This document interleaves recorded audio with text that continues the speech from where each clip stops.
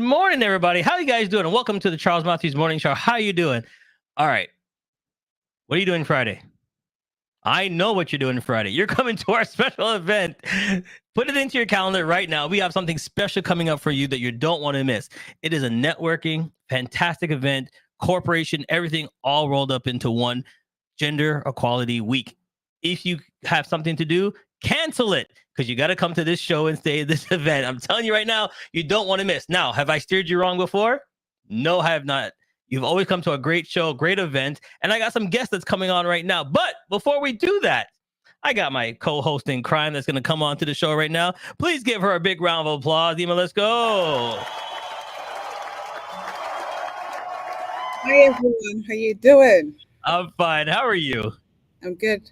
That's good. All right. Before we move on, tell us a little bit about yourself. Born and raised, where are you from? Also, I'm born and raised in Nigeria. I recently came to Canada last year, and yeah, I'm psyched and pumped to be part of this new organization.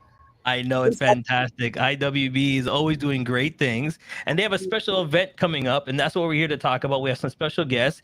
It's right there. You don't want to miss it. Look at all these beautiful ladies on the screen right here.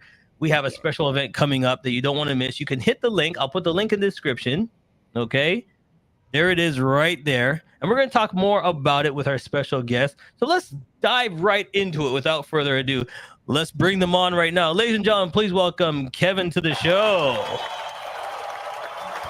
Hello. And also, you've seen her before, and she's wild, and she loves to be on here. I love her when she comes on. Irene, where you at? Hello. How you guys doing? Fantastic. Awesome. That's good. Great to have you back, Irene. We've talked before. You've helped many people on the businesses and stuff, so great to have you here. Thank you. Kevin. Yes, sir. This is our first time, and hopefully not the last time that we can talk on the show. Too. For sure. Thank you very much for having me on. I'm happy to be here. All right. So, Kevin, because you're the newbie on the block, let's get to know you a little bit better. What's your background? Born and raised? What do you do? Sure. I was born and raised in the Niagara region, right now where I live. I lived in Toronto for nearly 30 years. I was in the events world. I was also in tech. Basically ran 5 different businesses, and then COVID hit. Okay. And as you know, with events and with entertainment, things didn't happen. Right. And I stayed there as long as I could. Yeah. I had a condo, and I burned through my savings, and I burned through my debt, my credit, and then had to sell my condo. And now I live down back here in the Niagara region again. I thought, if I'm gonna pay rent to somebody, I'm gonna pay rent to family, because we all need it right now. That's right. That's correct. Yeah, exactly. Well, great to have you, Sean. We can talk more about the industry and everything that you've done. But today we have another special event, which you're a part of. Yes. So right. and I'm glad to have you on the show. So I'm going to leave for Nima to ask you a couple of questions, and then we'll tell you more about the event. Go ahead, Nima. So hi, Kelvin. How you Hello. doing? I'm great. How you doing, Nima? One of my first questions is to ask you, what are the most pressing issues that you know that are facing women today in terms of gender equality? Well, I think in Canada we're in a pretty good place. I think there's a number of laws that have been put in place that protect women. There is workplace rules that protect women, and so I think in Canada we're in a very unique place. I think what we can really do is use our influence as Canadians and reach out to other people in other countries and show them that there is a way for income equality to exist, or sorry, not income equality, but gender equality to exist. And nothing breaks down. Like, the society doesn't break down. It actually gets better. More business is had. There's more women working in business, more women starting up their own business, more women having the freedom to do so. So I think the pressing issues that we have as Canadians is really helping our fellow countries realize that that this is a good place to land. Okay. Yeah, I want to tie in there, but you said income equality a couple of that, and I think that ties in too, because the rate of pay and everything that goes across. So 100%, like, you know, it all ties in. So I think that's 100% a great idea. If we can show what we can do here, then other countries will follow. So definitely. Right. You know, if you look to our southern most closest friends, they've had the ERA, the Equal Rights Amendment, on their books in Congress to pass, to add to their constitution for over 20 years. Every state has ratified it. The Constitution is just not on the Constitution yet. So we can even, you know, reach down to our closest neighbors and say, hey, time to step up, people, and make your women. That just sounds horrible way of saying it, but you know what I mean. Yeah, but I know what you mean. You open the space for them to be equally recognized. Yeah, as much as everybody else. Yeah, 100%, 100%. Nima, go ahead. Okay. So one more question. I think I'm having a computer issue. Oh, we can hear you still. Don't forget, you're frozen, but we can ahead. still hear you. Go ahead. Okay. Yeah. Just to follow up on what Kelvin spoke about. So I like that you said to look at like fellow countries, at least neighbors. But I was just curious to know, what are some of the strategies based on your experience that you're gonna advise that people here in Canada can take on and use to advise these countries to come on board? To have other countries come on board. Well, there's definitely organizations that you can join that basically are lobby groups for political officials, to pressure them to talk to their fellow countries at the UN, to talk to their fellow lawmakers in other countries to have influence. I think our government has been doing a pretty good job on it, but clearly there's still a lot of work to do. And the one thing that I want to say too, because I didn't want to take away from those people that are having struggle in our country with their current situation. Maybe they don't know the rules. Maybe they're in a situation where they're too afraid to stand up and say, hey, you're not treating me right in a either a relationship situation or a work situation. And just to let people know that they have the rights and they have the backing, all the government, to help them through those situations.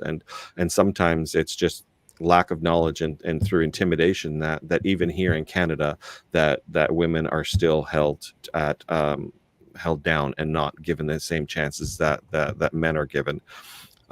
And I think as long as people come to understand that there are recourses for those who do that to them, hopefully those people will step up into freedom too. Because, you know, Canada, we're not perfect, obviously, right? There's a lot of things that still need to be fixed in this country. And when people don't know that they have rights, then essentially they don't have rights. Hey, Irene, I'm going to jump in and ask you a question on here. Kevin said something interesting. Like sometimes, people are afraid to step up and say, hey, I'm not getting treated fairly here. And they're afraid to go to HR and say, you know, something's not right here.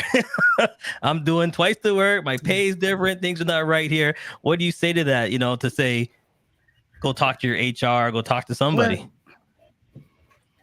yeah, that's a very good question.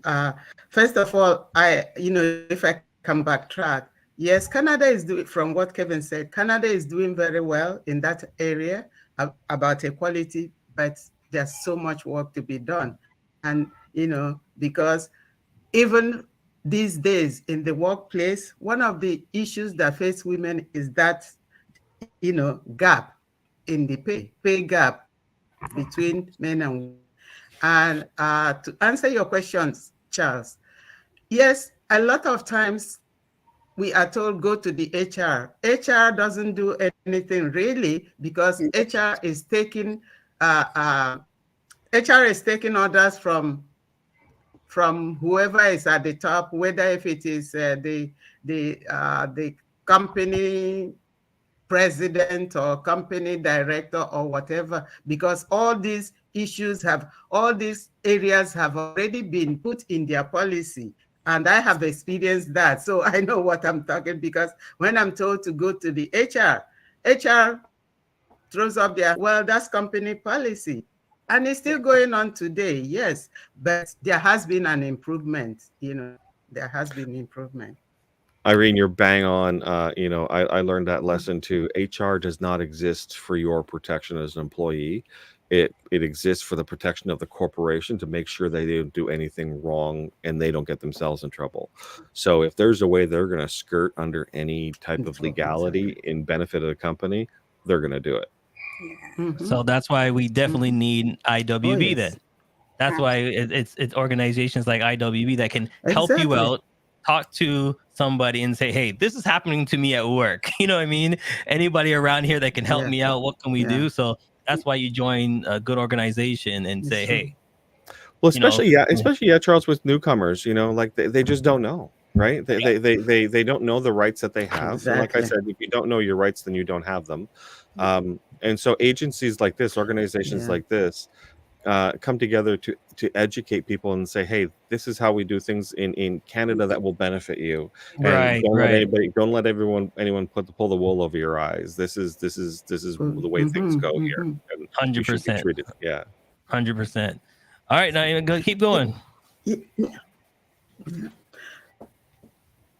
I can add to what Kevin just said, yes, a lot of people don't know their rights. Even when they know their rights, the HR or because of the intimidation that's already inherent in the whether the organization or the company, because sometimes they tell you, oh, you're lucky to have a job here.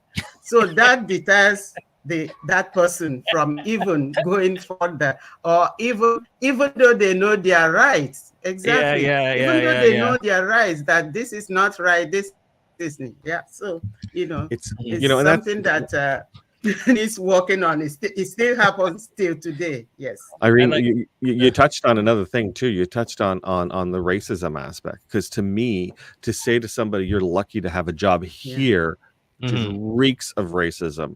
It's like, wait a minute, no, I have this job because I have the resume, because I put in the work, because I am qualified to be here and offer my time and my service to your company, so you can bring home a bigger paycheck. So you, my friend, are lucky to have me as an employee. Yeah.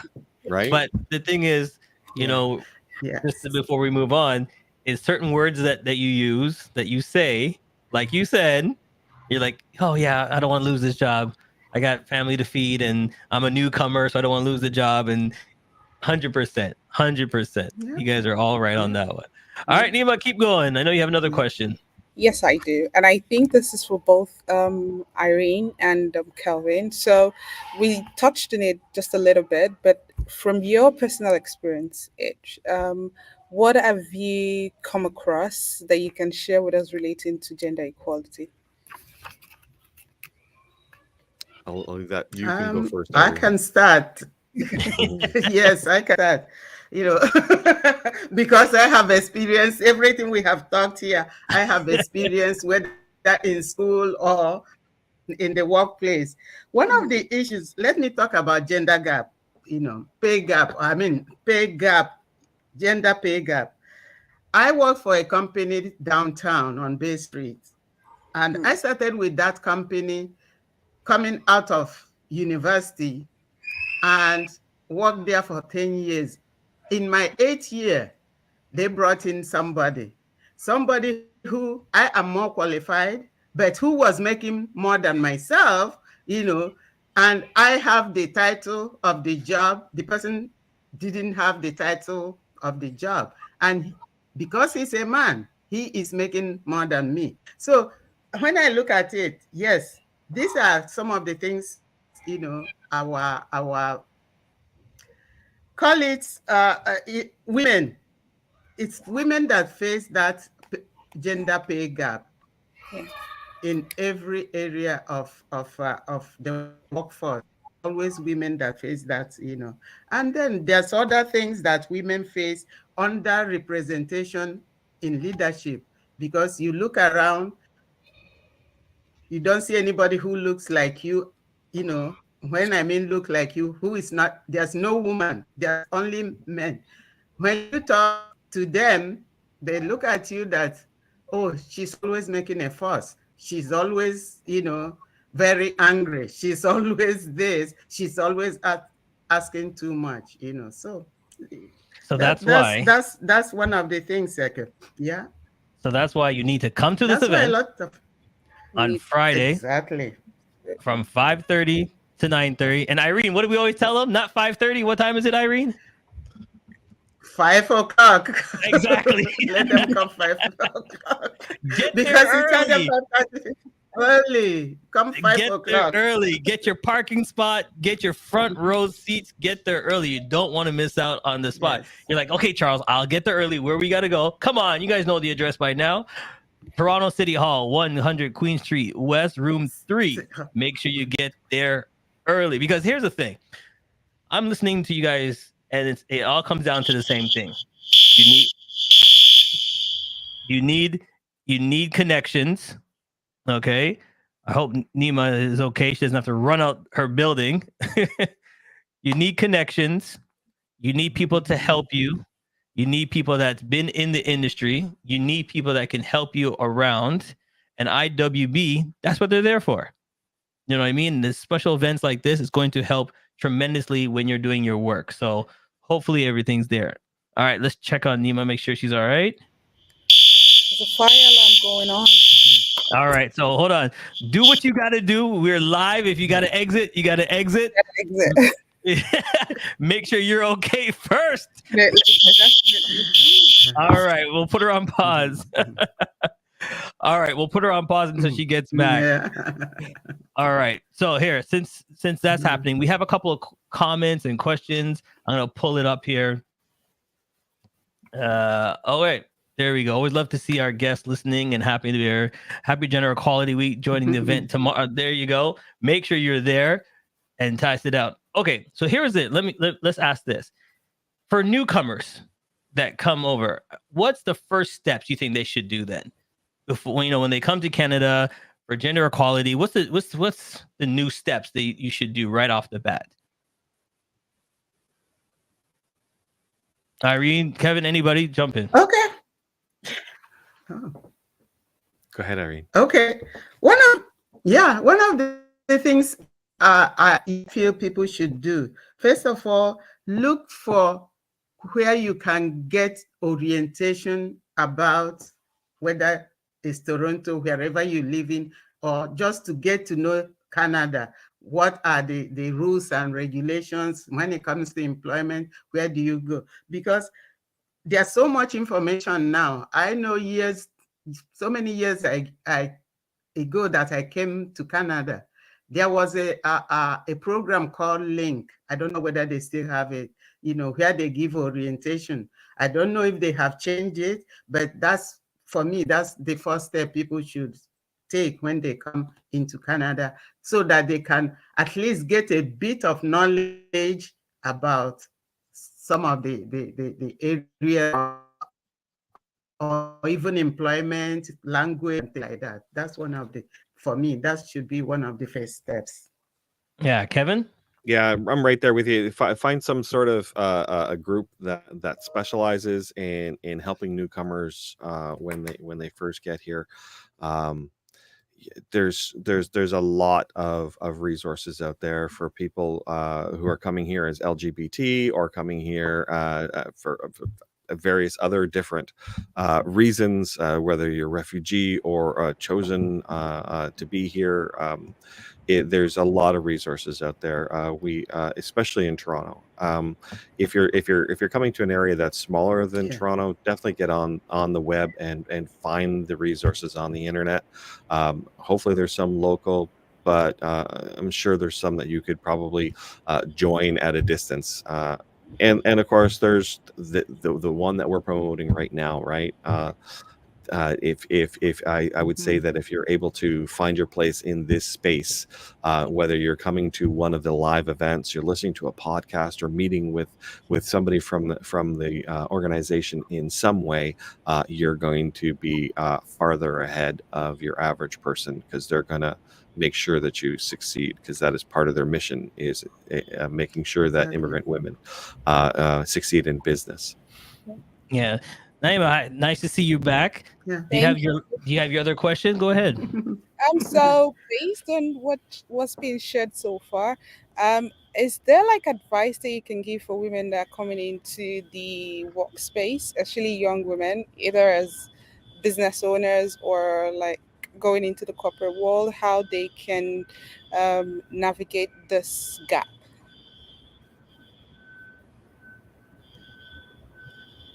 It's for both Calvin or Ari. Well, okay. Kevin, you go ahead. Okay. All right. So I would say, again, getting it's kind of like the answers in the previous answer that we gave, and making sure that you have the support system, whether it's through an organization, whether government or charitable organization that supports newcomers, because there's so much that's different here compared to other countries, and that's why people came. A lot of people came 100%. here for that, right?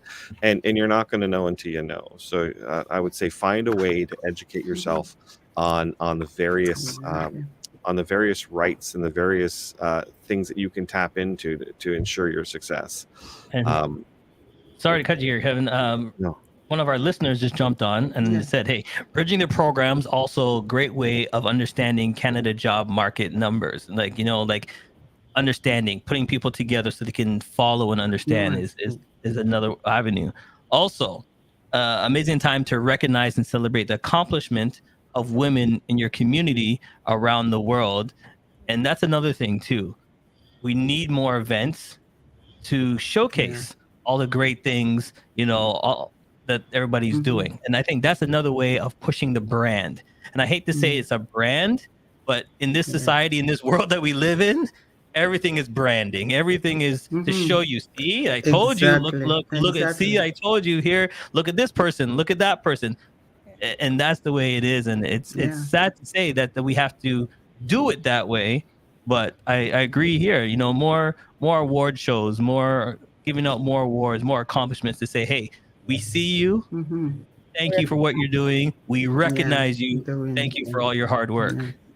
Well, I think there's there's to the value of that and how well that works, because oftentimes you'll hear people interviewed when they're talking about what impact did Barack Obama have on you? What impact did Olivia Chow have on you? What impact did any other person of color or minority that ascends to leadership, and what impact did that have on that child growing up? It's like, oh, I saw someone who looks like me, right, and that told me that I could do it too, right? And raising people up and showing people that they have achieved those levels is so very important, and by not doing so is actually part of the problem. Yeah, definitely, because when you can put titles on people and things. So go ahead, Irene. In terms of Nima's question, for a young person, whether man or woman, into the workforce, one of the things I would suggest to them is, first of all, research the profession that you have, or whatever profession you have that will lead you into the workforce. Find those areas or companies that you want to get into, research them very well, understand their culture, however they run the business, so that when you go for an interview, you are talking with intelligence, or you are talking with understanding.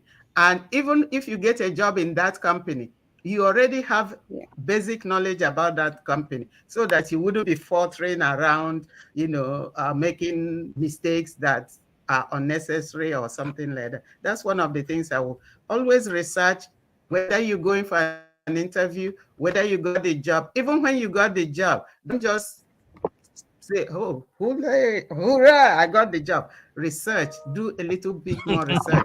That's adds to your knowledge. Yeah, that adds to your knowledge in the workplace. Yeah. Yeah. So basically, after you celebrate, enjoy, but the work hasn't stopped there.